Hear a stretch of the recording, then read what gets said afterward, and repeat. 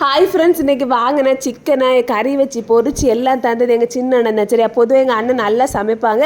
வீட்டில் இருக்கும்போது படித்தது கிடையாது. எங்கள் அண்ணன் வெளிநாட்டில் கொஞ்சம் வருஷம் வேலை பார்த்தாங்களா, அப்போ அங்கே வந்து தனியாக சமைச்சு அப்படி நல்ல எக்ஸ்பர்ட்னா பயங்கர எக்ஸ்பர்ட். நான்வெஜ்ஜில் பின்ன எங்கள் அண்ணன்கிட்டலாம் அடிச்சு கால் இல்லைன்னு சொல்லுவாங்களா, அந்த மாதிரி சமைப்பாங்க. நாங்கள்லாம் எவ்வளோ ட்ரை பண்ணாலும் அதே மாதிரி வரவே செய்யாது. எங்கள் அண்ணன் ஈஸியாக சிம்பிளாக பண்ணி முடிச்சுட்டு அப்படி தட்டி விட்டு போயிடுவாங்க. பார்த்துருங்க, இப்படி தான் இன்றைக்கி அதே மாதிரி தான் இறச்சி வைக்கும்போது என்ன நல்லெண்ணெய் ஊற்றுனாங்க. ஊற்றிட்டு வெந்தயத்தை கொஞ்சம் நிறைய தூக்கி போட்டாங்க. நான் ஆச்சரியமாக வாயை பிளந்து பார்க்க, ஏன்னா வெந்தயம்லாம் போடுங்கன்னு. எங்கள் அண்ணன் போடுங்க, நீ கடைசியில் இதில் வெந்தயம் எங்கே கடந்துன்னு தேடுவா பார்த்துக்க, அந்த அளவுக்கு இருக்கும் பாரு, டேஸ்ட் வித்தியாசமாக இருக்கும் அப்படின்னு சொல்லிட்டு வெந்தயம் போட்டு தாளிச்சிட்டு அதில் நிறைய வத்தல், ஒரே ஒரு தக்காளி தான் போட்டாங்க. அதுக்கப்புறம் சின்ன உள்ளி நிறைய உடச்சி போட்டாங்க.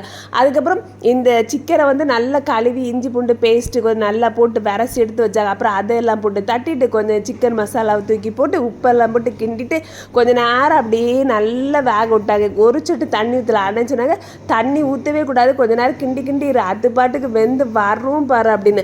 அப்போ கொஞ்சம் வெந்து வரும்போது நிறைய நல்ல மிளகு பொடி போட்டாங்க. கிட்டத்தட்ட 2.5 ஸ்பூனுக்கிட்ட நல்ல மிளகு பொடி போட்டு கொஞ்சம் மஞ்சள் பொடி போட்டு கிண்டி எடுத்து இறக்கி எங்கள் எல்லாருக்கும் நொனை தாங்க முடியல. அவங்க கிண்டிகிட்டே இருக்கும்போதே ஒவ்வொரு துண்டு சாசரை கூட நீட்டி ஒவ்வொரு துண்டாக வாங்கிட்டே போயிட்டேன். கடைசியில் வெந்து எடுத்து வரும்போது கருவேப்பிலை போட்டு ஒரு கிண்டி அப்படி இறக்கி தந்தாங்க பாருங்கள். புரோட்டா கூட வச்சு சாப்பிடும்போது நல்லா இருந்து வாசம் பின்ன செமையோ செம.